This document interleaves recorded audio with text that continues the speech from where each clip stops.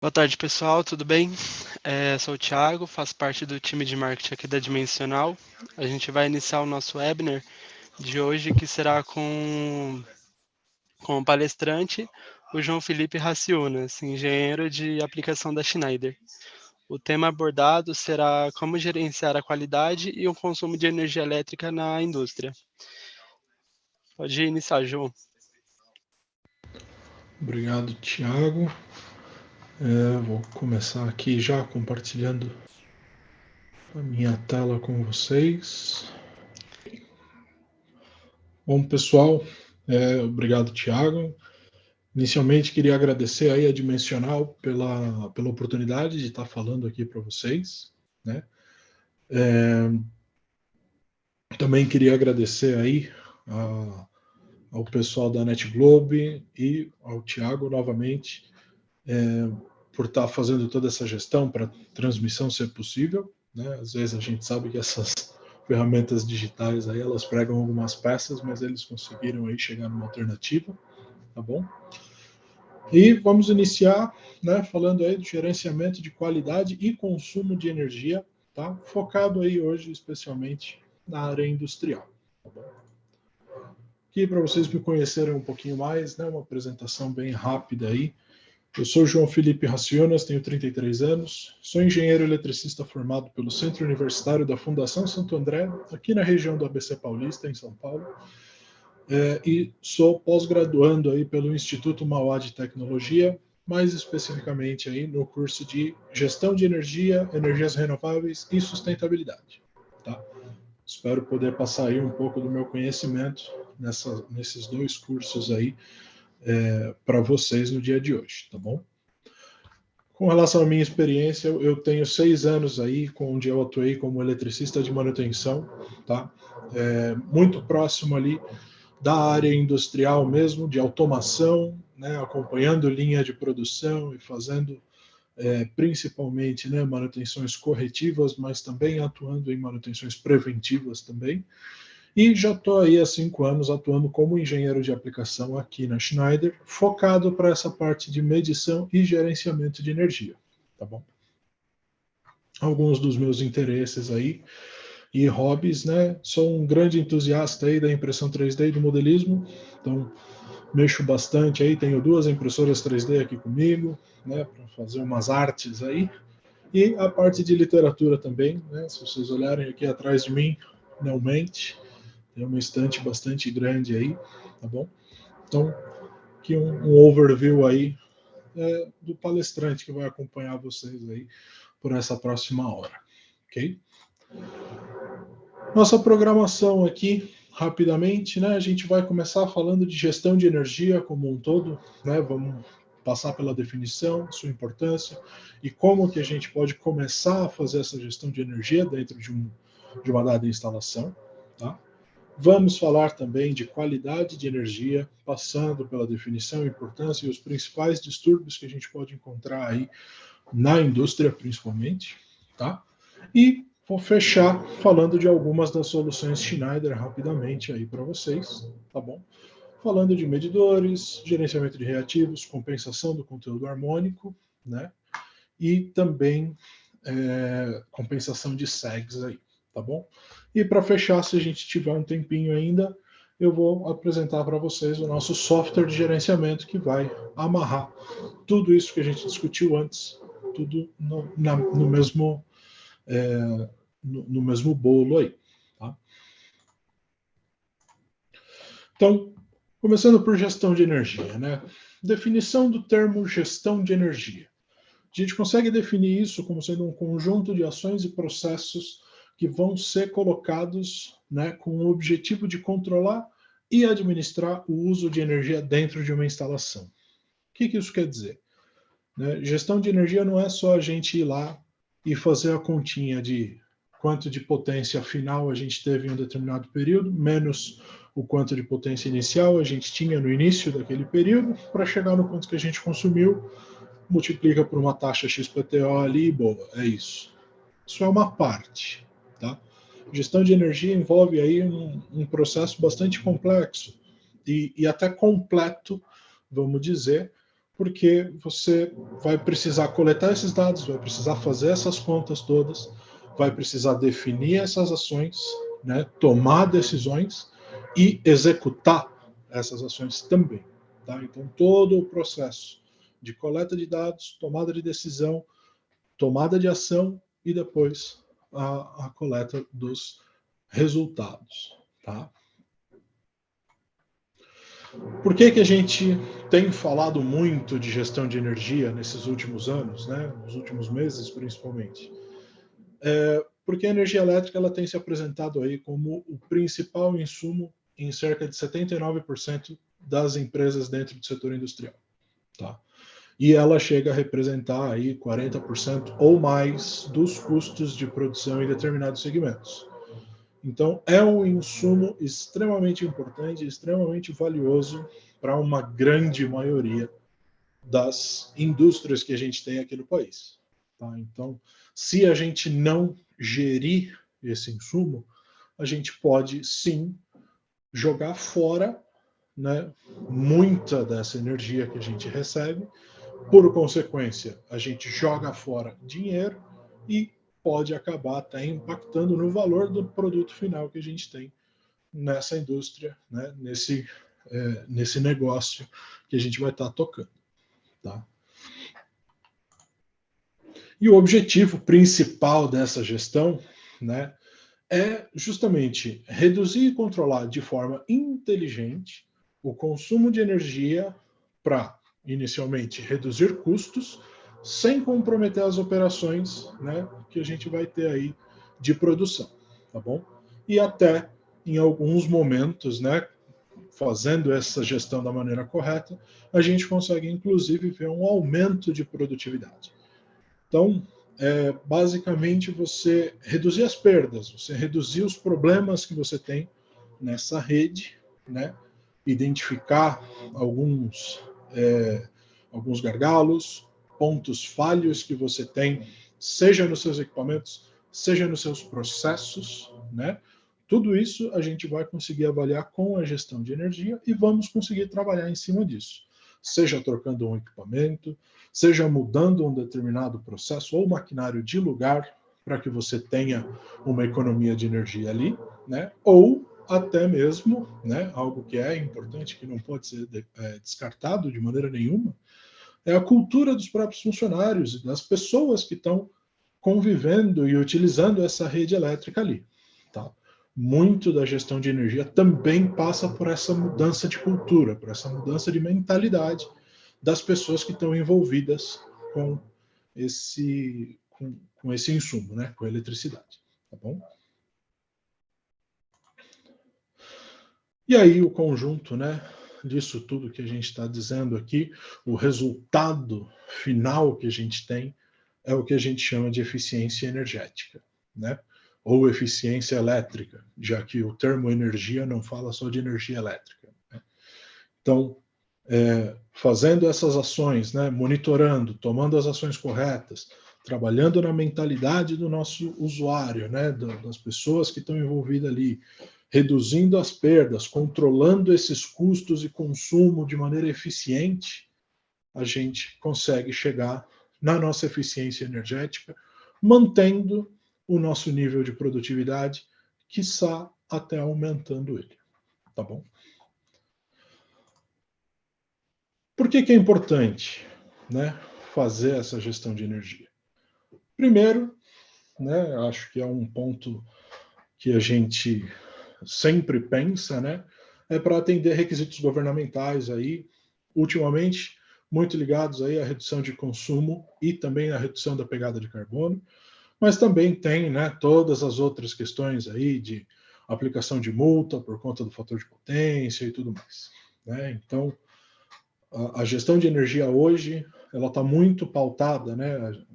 Busca-se muito fazer a gestão de energia para atender esses requisitos legais, esses requisitos governamentais. Né? A gente vê aí muito, né, nas notícias, muito se fala aí do Tratado de Paris, Agenda 2030, né, com todos os níveis de descarbonização que a gente precisa atingir até 2030, né? Então, essa gestão de energia, ela é bastante importante nesse processo para reduzir, né, a dependência de combustíveis fósseis no momento da geração de energia. Ah, mas João, isso aqui no Brasil não existe, porque a gente tem hidrelétricas e tudo mais. Ok, mas se a gente passar por um processo de seca, né, de crise hídrica, igual a gente teve não faz muito tempo atrás, o nosso principal backup ainda são usinas termoelétricas. Então, reduzindo a quantidade de perdas de energia elétrica que a gente tem dentro dos sistemas, a gente consegue minimizar essa dependência aí que a gente é pequena, mas ainda existe, das usinas termoelétricas. Okay? Um outro ponto, né, para reduzir custos com a energia, né, a gestão é importante sim para reduzir custos com a energia, porque a gente está num país onde a conta que se faz para ter, né, a conta de energia no final do mês ali, né, todas as tarifações e taxas e tudo mais, é a conta mais difícil que se tem no mundo. Né? Quando a gente está falando de tarifação de energia, o Brasil tem a tarifação mais complexa do mundo. Então, a gente saber o quanto que a gente está consumindo, o quanto que a gente está realmente usando, o quanto que a gente está conseguindo aproveitar, o quanto que está sendo descartado, como que está a eficiência do nosso maquinário, ajuda e muito para a gente entender o quanto que a gente realmente está pagando por essa energia, né? Então, essa flutuação, essa variação de preços aí, né? As diversas bandeiras que a gente vê, que muitas vezes são criadas até acima da vermelha, né? Vide a última crise hídrica que a gente teve, né? Então, tudo isso vai afetar os custos e muitas vezes refletem no nosso produto final, que vão acabar refletindo em volume de vendas e tudo mais. E aí, né? A gente continua pagando esse valor caro, mais caro ainda se a gente não tiver um gerenciamento eficiente dessa energia.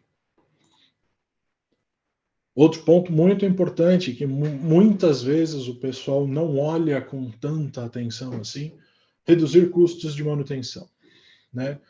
O monitoramento da rede elétrica, ele ajuda sim a reduzir esses custos de manutenção, porque se você fizer esse monitoramento constantemente, você vai conseguir prever alguns problemas e programar paradas antes que esses problemas realmente aconteçam, para você fazer uma substituição, para você fazer um ajuste, para você fazer uma correção, antes de você ter a tal da parada não programada, gerando aquele famoso downtime e tal, que custa, né? Tempo é dinheiro nessa situação produtiva. Então, os custos de manutenção, eles são drasticamente impactados com a gestão de energia, né? Principalmente desse ponto de vista, né, de paradas não programadas e também da própria troca de equipamentos. Se você está monitorando constantemente os seus bens, o seu maquinário, os seus componentes ali na sua rede, você consegue identificar quando eles começam a se comportar de maneira diferente. Você já, né, dependendo da complexidade do equipamento e do tanto de informações que você tem disponíveis através das comunicações, né? Hoje tudo está conectado, então existem disjuntores caixa aberta que eles conseguem te dizer qual é a porcentagem de desgaste mecânico e elétrico que ele está apresentando. Então, se você monitorar isso, você vai conseguir identificar um problema antes desse disjuntor desarmar e ficar desarmado ali, ele não voltar a funcionar.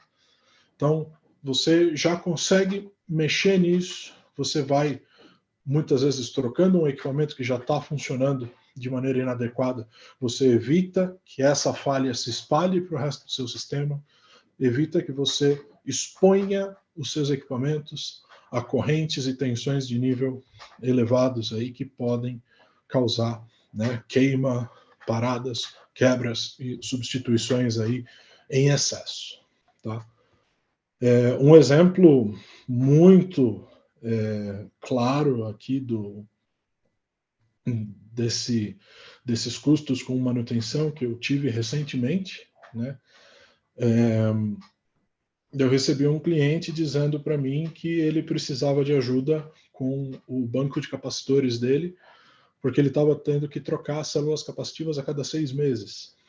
E o problema principal que eu identifiquei ali é que ele não estava monitorando adequadamente a distorção harmônica. Então, os capacitores estavam entrando em ressonância com conteúdo harmônico, queimando, abrindo, e por sorte não estavam queimando os próprios inversores que ele tinha ali. Mas, ainda assim, vocês conseguem imaginar o custo que é trocar células capacitivas para correção de fator de potência a cada 6 meses? É um valor muito alto, muito elevado para o orçamento anual de uma empresa. Então, o gerenciamento ele se faz importante nesse momento também. Tá?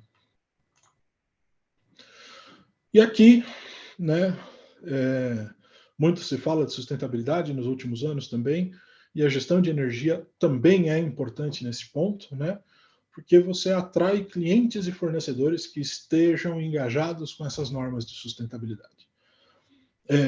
A gente sabe que existem, né, algumas normas e certificados voltados para a sustentabilidade que não se limitam ao seu próprio processo produtivo, mas também a toda a sua cadeia de clientes e fornecedores. Né? Se um dos seus clientes ou se um dos seus fornecedores não for sustentável, você não recebe o selo de aprovação para aquela determinada norma. Então, você tendo um sistema de gestão, você atuando ativamente neste sistema de gestão, você vai estar apto a entrar nessa cadeia de empresas sustentáveis e conseguir formar a sua cadeia de negócios aí, tanto para clientes quanto para fornecedores, e manter isso rodando, tá? Essa é uma preocupação crescente que a gente tem visto aí nos últimos anos, tá? Ela é muito importante e aquelas empresas que, infelizmente, optarem por não seguir essa tendência, elas vão ficar para trás, porque ninguém vai querer fazer negócio com elas. Então, gestão de energia hoje também é um ponto muito importante para você atrair clientes e fornecedores e engajar eles nas suas ações, demonstrando o seu próprio comprometimento aí com essas questões de sustentabilidade. E como a gente faz essa gestão de energia, né? Aí não sei. As estratégias da gestão de energia, elas dependem muito do tipo de negócio e das condições de operação do sistema, né? Então, a gente não vai ter uma solução personalizada, quer dizer, a gente não vai ter uma solução padrão para todos os casos. A gente vai ter que personalizar essas soluções para que elas se encaixem em cada uma das aplicações que a gente tiver. Né? Então, se a gente está falando de uma indústria de bebidas, eles vão ter necessidades muito diferentes de uma montadora de veículos, por exemplo. Né? O tipo de maquinário muda, o tipo de carga muda, a potência que eles consomem muda, a maneira como está distribuído esse maquinário muda, tudo muda. Então, a gente não consegue fazer uma receitinha de bolo para seguir na hora de fazer a gestão de energia. Tá? A gente sempre tem que adotar essas estratégias flexíveis e customizar cada uma delas. Customizar as soluções, entender qual que é o problema e o que a gente precisa fazer. Tá? E como a gente pode entender qual que é o problema? Tudo começa com o levantamento da situação atual do sistema em um dado local.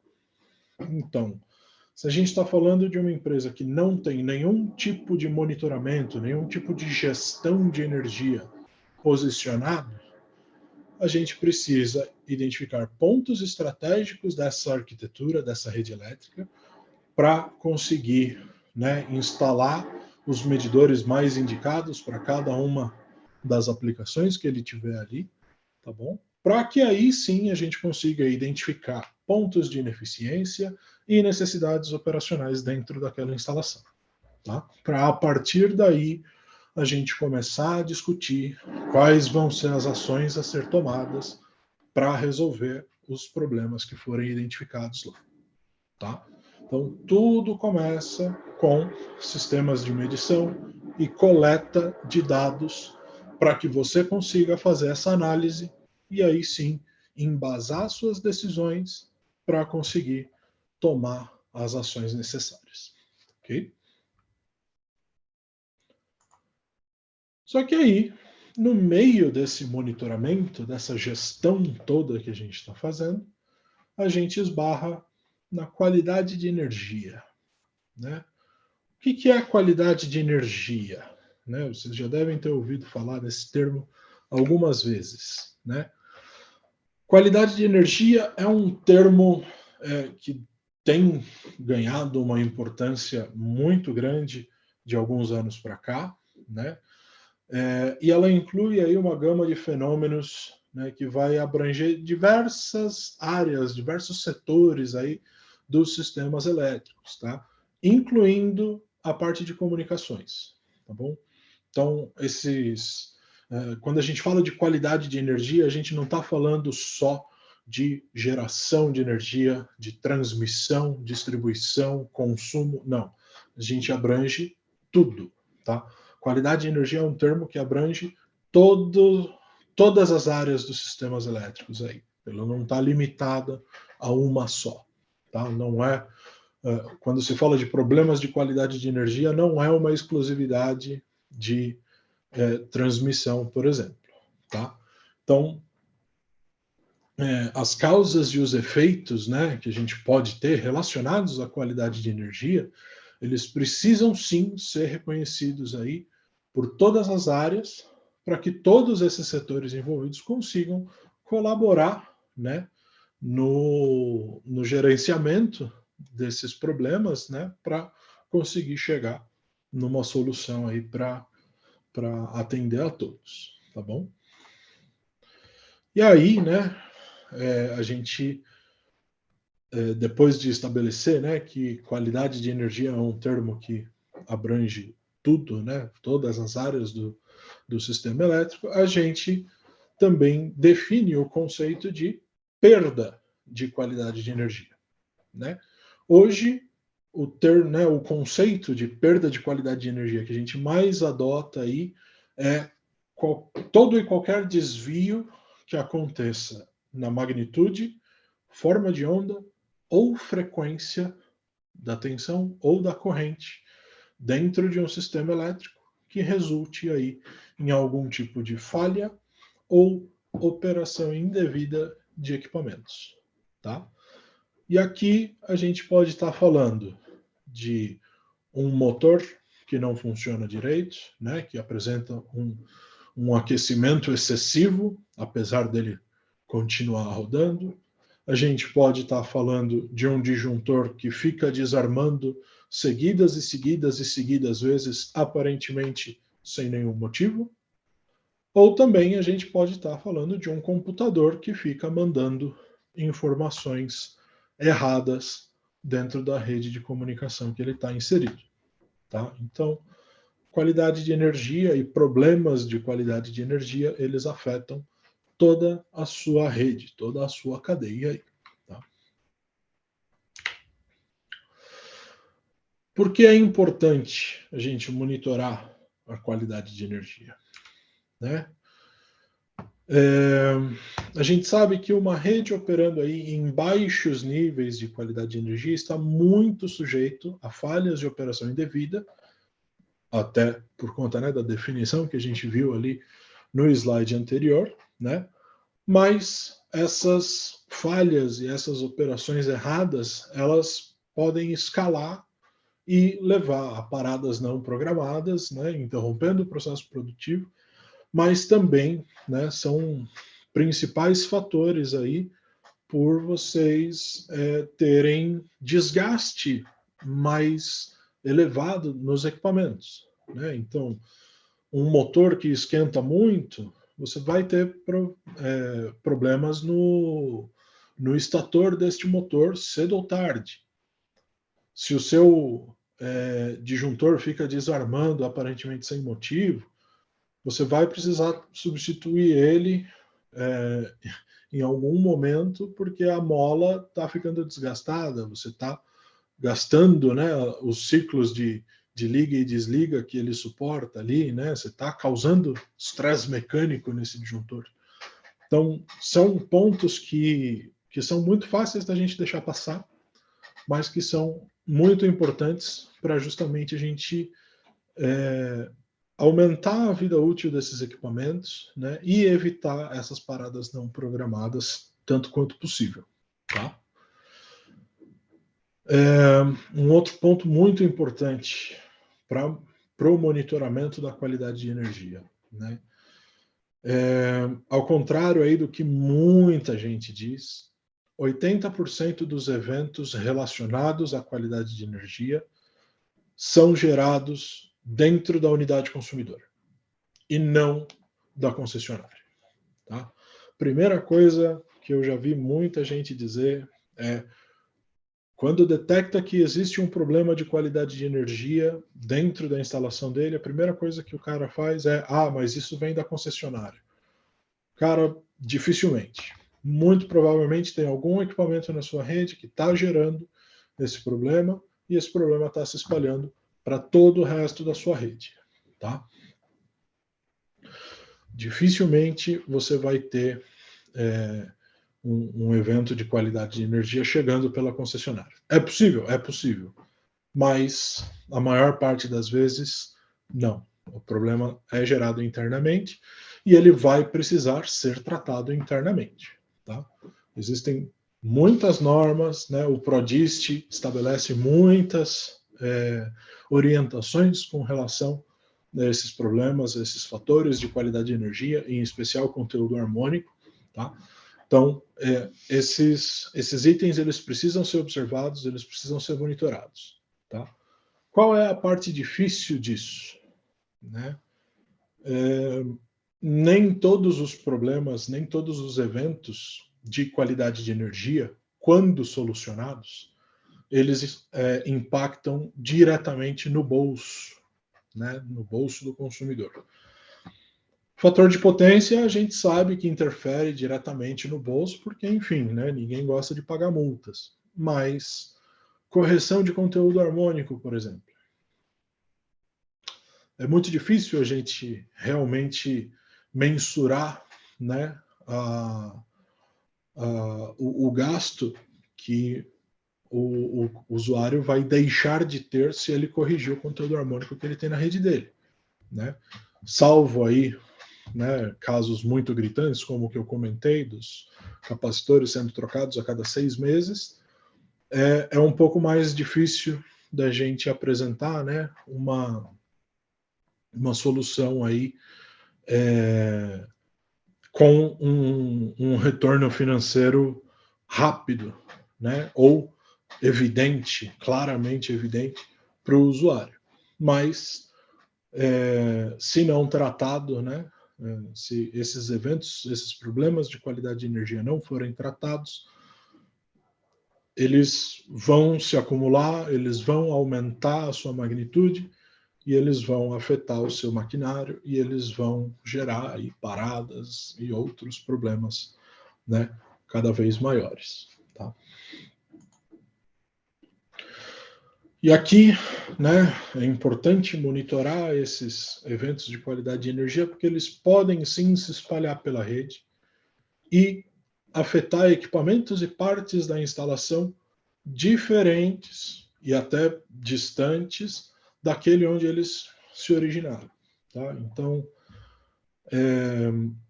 um inversor de frequência que está funcionando ali no seu chão de fábrica, né, na sua linha de produção, ele pode gerar conteúdo harmônico que vai acabar afetando o funcionamento de um ar-condicionado ou de um computador no prédio administrativo que está a sei lá quantos quilômetros de distância, né, do seu inversor de frequência.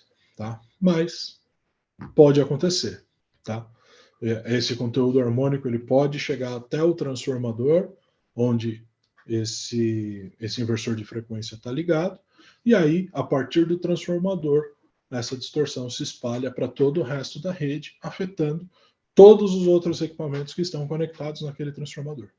Tá? Então, é um ponto importante, sim, de se monitorar, para que você não tenha uma queima de equipamentos frequente, que você não tenha paradas não programadas frequentes e que você consiga, né, manter tudo sob controle, para que você não tenha aí gastos exagerados com substituição, com parada de produção e nem nada do gênero. Tá? Principais distúrbios. Vamos falar um pouquinho dos principais distúrbios que a gente tem aí, né? Até para vocês se familiarizarem um pouco com o que pode causá-los e qual o efeito que eles têm na rede. Tá? A gente começa com os transientes ou transitórios, tá? Tanto faz, que são esses pequenos picos, essas distorções mais curtas, né? Geralmente a duração desses eventos, desses fenômenos, ela é bastante curta. Né? É difícil identificar esse tipo de distorção. Você precisa de um equipamento muito sensível para conseguir medir isso. Né? Causas prováveis desse tipo de evento, né? Descargas atmosféricas. Né? Se o seu circuito de proteção contra a descarga atmosférica, né? Se ele não tiver bem dimensionado, se ele for antigo, se ele não estiver bem aterrado e tudo mais, uma descarga atmosférica pode gerar esse tipo de distúrbio que pode afetar o seu maquinário, tá bom? Comutação de cargas indutivas e capacitivas também pode afetar também pode, né, gerar esse tipo de distúrbio, tá? Então, o seu banco de capacitores, se ele já tiver, né, desgastado ou se ele tiver muito, né, superdimensionado, na hora que ele fica comutando ali e entrando, ele pode acabar jogando, né, esses transientes, esses transitórios aí para o resto da rede, tá bom? Os principais efeitos que a gente pode ver, né, mau funcionamento dos equipamentos e danos também, né? Esses picos que ele acaba deixando passar ali pode acabar queimando, né, equipamentos mais sensíveis e gerando aí paradas que vocês não vão querer, né, ou que gostariam de não ter na sua rede. Tá?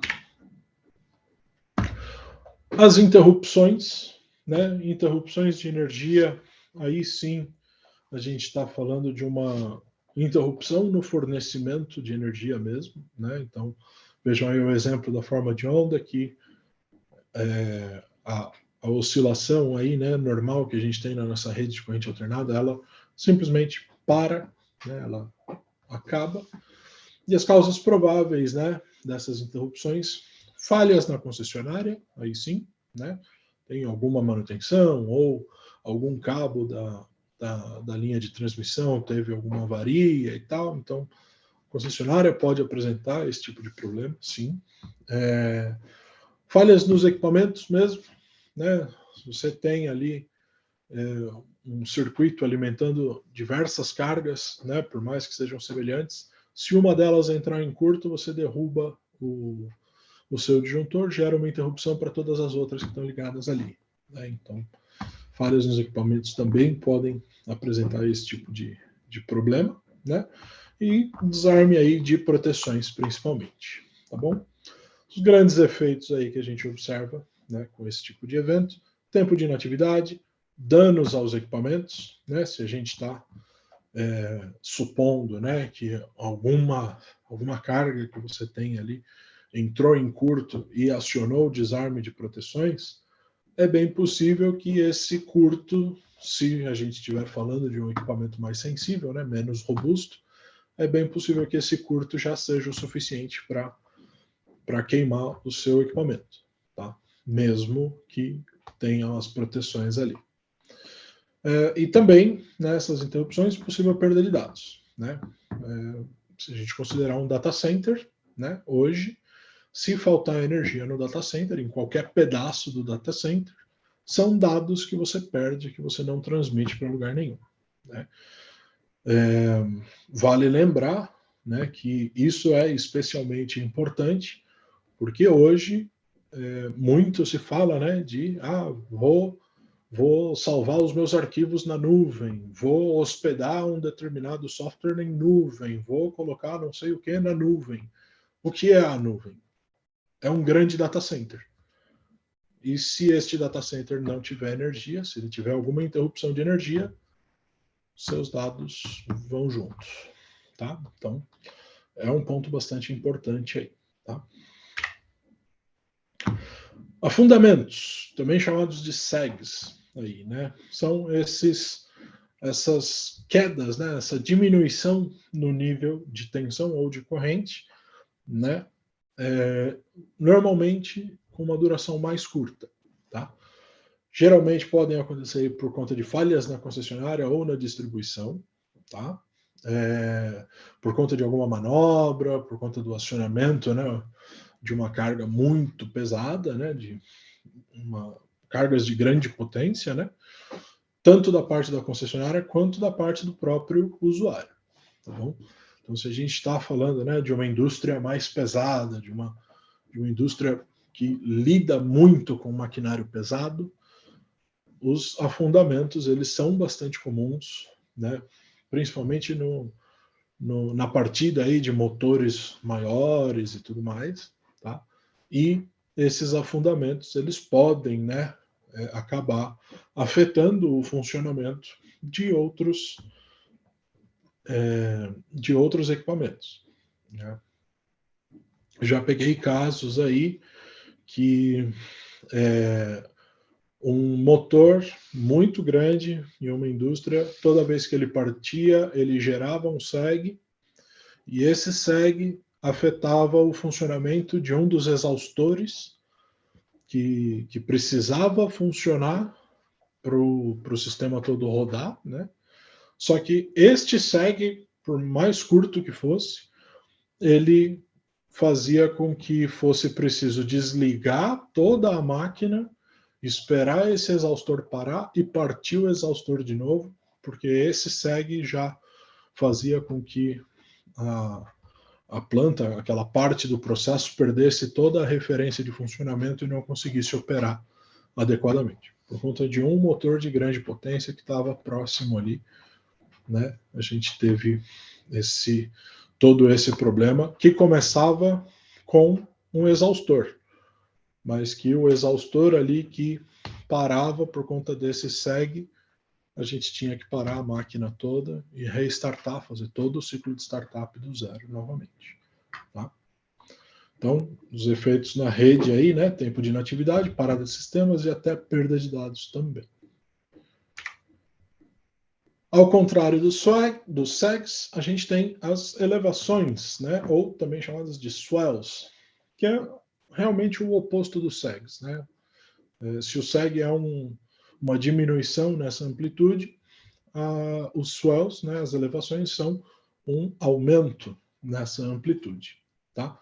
Causas prováveis, novamente, falhas na concessionária, né?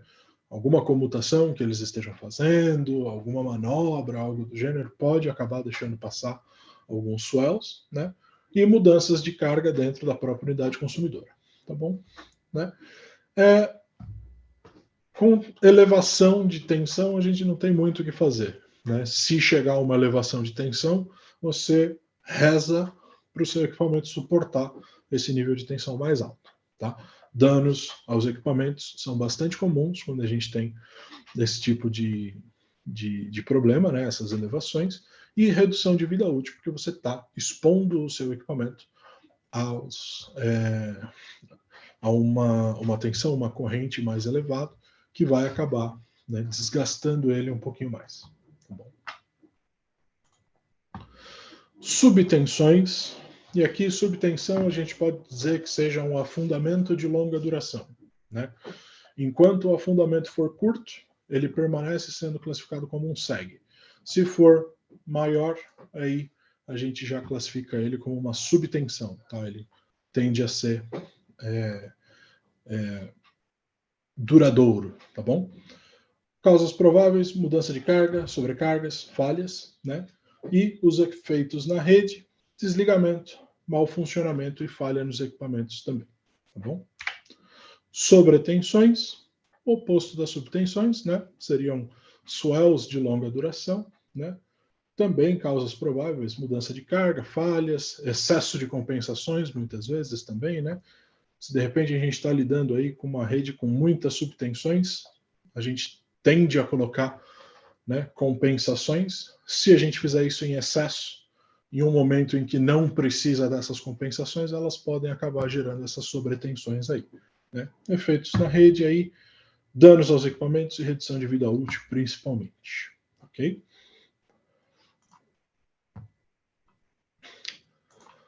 Segunda parte aí dos distúrbios, né? Aqui a gente entra na parte das harmônicas, né? Então, conteúdo harmônico, a gente sabe, né?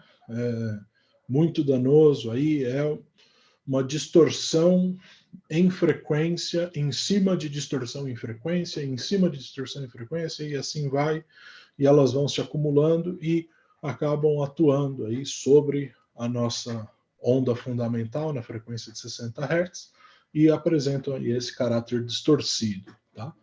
Causas prováveis para conteúdo harmônico, né? Via de regra, cargas não lineares ou eletrônicas. Então, se a gente for parar para pensar, praticamente tudo que a gente usa hoje é um possível e um potencial poluidor, né, da nossa rede elétrica quando a gente fala de conteúdo harmônico. Tá?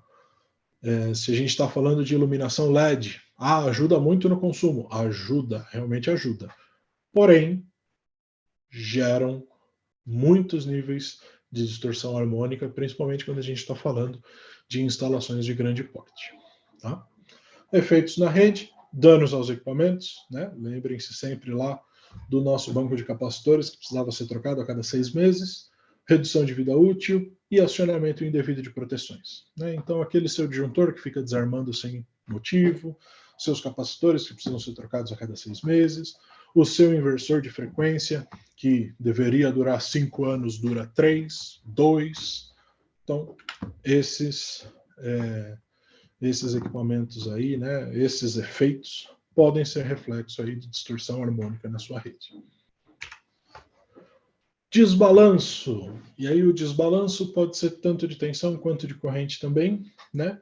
E ele está muito associado aí à má distribuição de cargas, principalmente monofásicas e bifásicas, se estivermos falando aí de um sistema trifásico. Tá? Então você sobrecarrega, né, uma ou duas fases e a outra que sobrou ali, ela geralmente fica com menos carga, justamente por conta de um grande número, uma grande quantidade de cargas monofásicas na sua rede. Tá bom? Principais efeitos: mau funcionamento dessas cargas e danos aí a motores, né? Então, as cargas trifásicas em um ambiente com desbalanço causado por cargas monofásicas podem sofrer, tá? Podem ter o seu funcionamento aí comprometido por conta dessa má distribuição aí, ok? Flutuações de tensão são essas variações da amplitude aí seguidas às vezes, né? Afundamentos e elevações de curta duração, mas que acontecem sucessivamente aí, tá? Então, quais são as causas prováveis para esse fenômeno, né? Geralmente, cargas exibindo variações de corrente significativas. O que isso quer dizer? Um motor que está com o rolamento um pouco travado, né? Ele não necessariamente está bloqueando a rotação completamente do nosso eixo, mas ele está gerando um pouquinho mais de resistência ali, que faz com que a corrente desse motor fique variando, né? Ela não tem o caráter mais estável ali durante o uso desse motor. Então, isso pode gerar esse tipo de flutuação, né? Tensão ou de corrente aí, tanto faz, tá bom? Efeitos na rede, piscar de luzes, né? E mau funcionamento de equipamentos. O pessoal mais velho vai se lembrar bastante, né, disso, de quando ligava a geladeira, a luz dava aquela piscada, né, principalmente lâmpada incandescente, ou quando a gente estava lá assistindo o jogo de futebol no domingo, e aí a esposa ou a mãe começava a fazer alguma coisa na cozinha e ligava a batedeira ou liquidificador, e aí a a TV ficava meio chuviscada ali, então esses eram fenômenos aí dessas flutuações de tensão ou de corrente. Tá? Hoje em dia é um pouco mais difícil de ver por conta dos equipamentos que a gente tem usado aí muito, já são equipamentos eletrônicos, né? Eles já têm uma estabilização um pouquinho maior, mas aí a gente só trocou o tipo de problema, né? A gente tirou essa flutuação de tensão e jogou para o lado do conteúdo harmônico ali. Variações de frequência, né? Então a gente sai da nossa onda fundamental de 60 Hz e acaba, né, modulando essa frequência aí e alterando o valor dela, tá bom?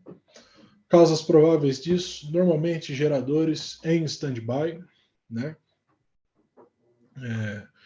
O gerador ele não está no modo total de espera dele, ele está ali, um modo meio que standby, ele está ligado, pronto para entrar, mas aí ele acaba deixando vazar alguma coisa do que ele está produzindo já para a rede, e aí isso pode afetar, né, essa frequência da nossa energia, tá? Ou, né, infraestrutura de potência aí de baixa qualidade. Se a gente tiver, né, o nosso sistema de distribuição mesmo, né, cabeamento, chaves, disjuntores e tudo mais, se a gente não tiver isso bem dimensionado, se não forem equipamentos de qualidade e tudo mais, a gente também pode acabar gerando esse tipo de interferência. Tá? Principais efeitos na rede: mau funcionamento e desgaste de motores. Tá? Motores, cargas rotativas, né, de maneira geral, são os que mais sofrem aí com variações de frequência. E aí, para fechar os nossos distúrbios, né, e fenômenos de qualidade de energia, o nosso velho conhecido aqui, o fator de potência, né, muito gerado aí por conta de cargas indutivas na nossa rede e que acabam, né, aumentando a quantidade de potência reativa que a gente tem no nosso sistema, né? E aí os efeitos que a gente vê, né, são aqueles que eu comentei que a gente mais sente no bolso, né? O aumento na conta de energia, possíveis sobrecargas em determinados equipamentos, perda de potência, né? Dependendo do nível que esse fator de potência chegar, pode ter aplicação de multa, pode ter cobrança por excesso de reativo, enfim, né? O fator de potência aí é um velho conhecido nosso, mas é um cara que a gente precisa prestar bastante atenção também, principalmente se a gente tiver problemas de fator de potência e de conteúdo harmônico na mesma rede, tá?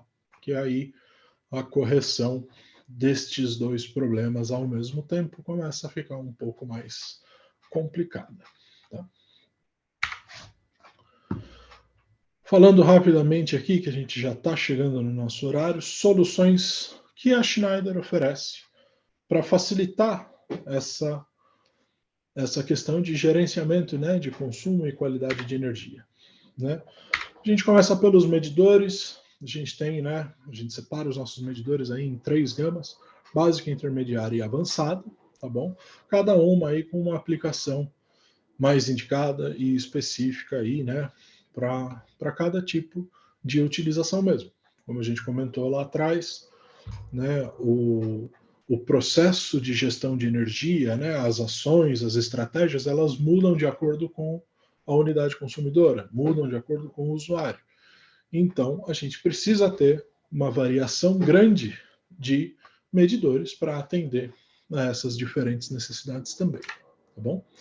Falando rapidamente dos medidores de gama básica, a gente tem o DM6200, né, que é basicamente um voltímetro ou amperímetro digital, para substituir aqueles amperímetros e voltímetros analógicos que a gente vê em painéis mais antigos, né? Tanto que a aplicação recomendada deste equipamento aí é para retrofit e principalmente para que você consiga colocar comunicação e conseguir trazer um painel mais antigo para a era, né, da nossa indústria 4.0, aparelhos conectados, para a gente conseguir fazer a coleta desses dados através de softwares, tá bom?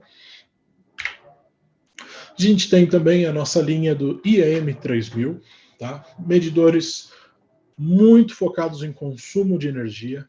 Tá? O foco deles, eles foram concebidos para isso, tá? Para medir quilowatt-hora, kVAR hora, kVA hora, quilowatt, kVA, kVAR também. Tá? Tem opções aí com medição direta, sem a necessidade de você ficar colocando transformador de corrente para fazer essas medições, tá bom? E as principais aplicações aí que a gente pode ressaltar para essa linha: rateio de energia, tá? Se você precisa, né, entender como que está o consumo em diferentes departamentos dentro da sua fábrica, ou diferentes linhas, diferentes partes do seu processo produtivo, você pode colocar esse EM3000 um pouco mais próximo ali da carga, para justamente conseguir fazer essa medição mais focada em consumo mesmo, tá? Ou então até um retrofit aí de painéis de máquinas para você saber o quanto aquela máquina especificamente está consumindo. Temos também aqui o PowerTag, tá? Ainda dentro da nossa gama básica, que é o menor medidor de energia do mundo, tá? Ele vai literalmente encaixado na parte de baixo ali dos mini disjuntores que a gente tem hoje, tá? E ele faz a medição geral de um circuito ou de uma carga, tá? Mais específica. Aplicação recomendada: painéis com espaço limitado. Então, se a gente está falando de uma área administrativa de uma indústria, por exemplo, né, que a gente tem aqueles quadros de, principalmente de iluminação, que tem um monte de disjuntores ali, de iluminação e tomadas, né? Muitos disjuntores no mesmo quadro, no mesmo painel, com aquele espaço limitado, não dá para você colocar um medidor na porta do painel de repente, ou o trilho DIN já está quase totalmente ocupado por disjuntores. Vocês podem colocar esses power tags aí, tá? Para economizar espaço. Eles já vão fazer essa medição multicircuito, reportam tudo isso para um concentrador que ocupa o espaço de 2 módulos de mini disjuntores ali no seu trilho, e esse concentrador sobe esses dados direto para o seu software, para o seu sistema de gestão. Tá? Gama intermediária dos nossos medidores, aí aqui a gente já começa a falar, né, de algumas aplicações um pouco mais específicas. O Enercept EM4200 vai fazer a medição geral de uma carga, mas aí esse cara ele já pode ser aplicado aí para medição em aplicações de 50 até 5.000 amperes, tá? E as aplicações recomendadas normalmente relacionadas a cargas críticas, tá? Por que que a gente recomenda usar esse cara em cargas críticas? Porque ele pode ser instalado sem que você precise desligar o painel. Você pode instalar esse medidor a quente, como a gente chama, né? Ele tem essa capacidade, ele pode trabalhar dessa forma. Então, se a gente estiver falando, né, de um processo químico, um alto forno ou algo do gênero que não pode ser desligado, porque leva dias, né, para você esquentar um alto forno, ou se você parar o processo químico, você perde o lote todo. Se você quiser monitorar sem precisar desligar, esse é uma opção muito válida para você. A gente tem o PM3000 aqui também, que é uma versão melhorada do IEM3000 que a gente falou no slide anterior. Tá? Ele continua focado nessa parte de consumo, mas aí ele já apresenta funcionalidades de multitarifa e também ele já é um medidor bidirecional, tá? Que faz com que ele consiga ser aplicado aí em muitas soluções de cogeração e de geração distribuída, tá? Para monitorar o consumo e quanto que você está gerando também e devolvendo eventualmente para a rede elétrica ali do distribuidor. Tá? Ele também pode ser usado para rateio de energia em muitos casos aí. E aí, para fechar a nossa gama intermediária, o PM5000, tá? Que ele já é um medidor de consumo mais robusto, tem funcionalidades de multitarifa, vai poder atuar aí em rateio de energia também, mas ele já começa a apresentar medições de qualidade de energia a nível básico, né? Então a gente tem medição de conteúdo harmônico, a gente já vai ter alguma medição de desbalanço aqui também, para você começar a identificar quais são os principais problemas que você tem dentro da rede, tá? Supondo uma arquitetura até o PM3000, PowerTag, a gente está falando de algo bem mais próximo à carga. PM5000 ele está naquela faixa do meio ali, onde você começa a ter os painéis de distribuição mesmo. Tá? Quando a gente chega na gama avançada, aí a gente já está mais próximo do nosso transformador, ou até mesmo bem mais próximo à fronteira com a concessionária. Tá? E aí a gente já começa a usar um PM8000, que é um medidor com qualidade de energia avançada já, né? Os recursos de qualidade de energia do PM8000 eles já são bastante altos, tá? De todos aqueles fenômenos e eventos que a gente discutiu nos slides anteriores, o único que o PM8000 não pega, né? Os dois únicos, aliás, é o transitório e as flutuações, tá bom? O PM8000 ele já tem também, né, a possibilidade de capturar a forma de onda, né, o recurso de oscilografia. Então, você pode programar ele para tirar uma foto da forma de onda sempre que ele detectar um problema de qualidade de energia, para que você possa analisar isso depois. Tá? E aplicações recomendadas, né, redes altamente poluídas, né, seja por qualquer tipo de evento de qualidade de energia, e esse cara vai ter detecção da origem de eventos. Né? Então, se a gente está falando de uma rede de grande porte, né, eu comentei com vocês que um evento de qualidade de energia ele pode acabar se espalhando, né, pela sua rede. O PM8000 ele vai te ajudar a identificar a origem desse evento, porque ele já vai conseguir te apontar se o evento aconteceu antes ou depois dele próprio, tá? A montante ou a jusante dele próprio.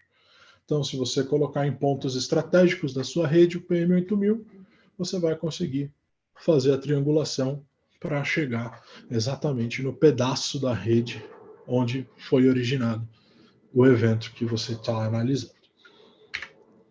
A gente tem o ION 8650 também, tá? Que é o nosso medidor aqui com o selo do Inmetro para atuar como medidor de faturamento, tá? Aqui no Brasil não existem grandes certificações obrigatórias para medidores, tá? Uma das que mais é exigida seria a do Inmetro para aplicação como medidor de faturamento, tá? Então, se você está querendo, né, eventualmente confrontar a concessionária com base numa conta de energia que eles te passaram ou algo do gênero, você precisa ter um medidor com o selo do Inmetro, tá? E aqui a gente oferece o ION 8650. E aí, para fechar os medidores de gama avançada, a gente tem o ION 9000, né, que é o medidor tido como o mais preciso do mundo, tá? Classe de precisão 0.1S. Tem os recursos de qualidade de energia avançados também, igual o PM8000, porém melhorado, porque esse cara ele já consegue medir ali, né, e detectar os transitórios e as flutuações, tá? E aplicações recomendadas aí, redes altamente poluídas, ele também tem detecção da origem de eventos, né? É um medidor bastante robusto para ser aplicado para essa parte de qualidade de energia, tá? Tiago, ainda tem mais alguns slides aqui para a gente falar de algumas outras soluções, mas a gente já estourou aí o tempo. A gente encerra por aqui e marca algum outro dia para falar um pouquinho mais da parte de mitigação de qualidade de energia mesmo, que aí a gente consegue abordar num outro tema, ou a gente continua aqui e fala rapidamente? Realmente já estourou aí. A gente pode abrir agora a caixinha aqui para o pessoal, né, tirar as dúvidas e aí encerrar esse bate-papo aí. A gente tem uma pergunta aqui do Leandro. Deixa eu colocar aqui, os medidores são para alta potência até. Acho que até quanto, né? Bom, esses modelos todos que a gente colocou aqui, eles são muito indicados para trabalhar em baixa tensão, tá? Mas temos, né, os modelos ali de gama avançada, o ION 8650, o ION 9000, eles também podem trabalhar em média tensão, tá? Com o auxílio aí de transformadores de potencial e transformadores de corrente adequados, tá? Podem ser aplicados aí em grandes potências também. Já vi muitas aplicações em indústria de grande porte, tá? que podem ser aplicados. Não vou saber te precisar exatamente os valores de potência exatos, né, agora assim de bate-pronto, mas toda a nossa documentação está disponível no nosso site para todos esses produtos, tá? E eu também estou à disposição para tirar dúvidas de vocês aí, caso vocês queiram entrar em contato, fiquem à vontade. Beleza, então. Bom, quero agradecer então o João por ter dado esse bate-papo com a gente, ter trazido bastante informações aí em relação a esse tema que é bastante enriquecedor. A gente tem mais uma pergunta aqui, tá? Como funciona a comunicação do PowerTag RS485 internet? O PowerTag em si, o PowerTag até o concentrador, ele se comunica via Zigbee, tá? É uma conexão totalmente sem fio, até para facilitar a colocação dele nesses painéis com espaço limitado, né? Então, toda essa comunicação do PowerTag com o concentrador via esse protocolo Zigbee, que é praticamente um Bluetooth aí, tá? Do concentrador para o sistema, aí ele já fala Modbus TCP/IP, interface Ethernet mesmo, tá? Plug RJ45. Legal. 100 metros com ou sem barreira? Imagino que esteja falando do PowerTag, né? Hoje a gente está limitado a uma aplicação do PowerTag para até 3 metros e a arquitetura recomendada é que o concentrador e os medidores de energia estejam no mesmo painel, no mesmo invólucro, tá? Existem alguns estudos aí que já estão em andamento para a gente atualizar o concentrador para que ele consiga atuar aí com um sinal mais forte, podendo até avançar barreiras metálicas. Ele se refere ao Zigbee. Exato, é esse protocolo de comunicação mesmo aí. É isso mesmo, tá? Limitação aí de 3 metros, por enquanto, tá? Mas estamos trabalhando numa atualização para conseguir aumentar isso. Legal. Então é possível o envio de mensagens de falhas através do PowerTag. Sim, sim. Inclusive o PowerTag ele está preparado para avisar caso o disjuntor desarme e também enviar sinais de alarme quando o disjuntor estiver próximo da sobrecarga. Então você pode enviar esses alarmes aí de falhas através do concentrador do PowerTag também. Legal. Bom, é isso. João, mais uma vez, obrigado por se disponibilizar aí para a gente. E qualquer coisa a gente vamos falando aí. Perfeito, Thiago. Mais uma vez, obrigado pela oportunidade. Obrigado, Luciana, pelo apoio aí com a plataforma. E fico à disposição aí para as próximas vezes. Beleza, tchau, tchau, pessoal. Obrigado, hein?